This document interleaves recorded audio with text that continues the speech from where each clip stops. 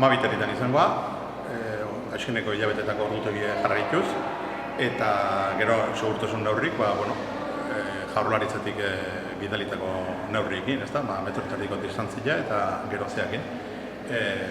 Masaileko maskarakin edo maskarillakin, eta kopuruen murritzuta ongoa, 120 ustetu diela, sartzeko modu nengo dianak, eta distantzia horrekin egingo dugu. Gero luzarora ere hori errespetatzen jarraitu beharko dalako.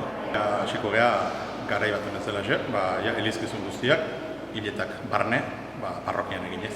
Kanpaia kokatuta daude, programak sartuta, eta goizeko 8:00 gaueko 10:00 arte orduak eta erdiak markatuko ditu kanpaiekin eta erlejuak, eta gero goizeko gaueko 10:00 goizeko 8:00 arte, isilik izango dira kanpaiak, eta gero mesetarako deitzeko, jaiegunetan eta astegunetan programatuta da, beraz, martxan daude kanpaiak normal.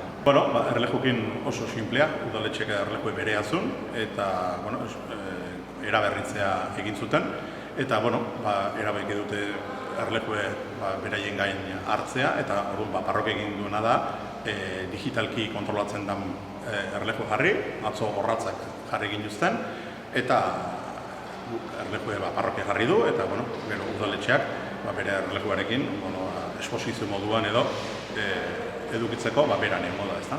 Nik uste baietz, askenen, Elizoni denetik gertatu zaio, ezta?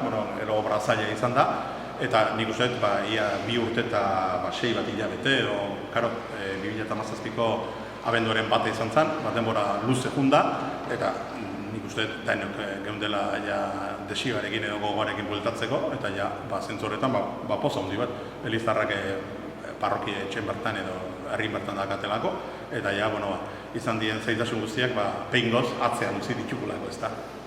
Uztailan 10 arte bajan jarraitzen dut, eta gero baja eta bukaera nik uste behingoz emango diatela, nerea koronavirusa luzegoa nerea dikoalako, baina normalaz, hasteko asmotan bintzat.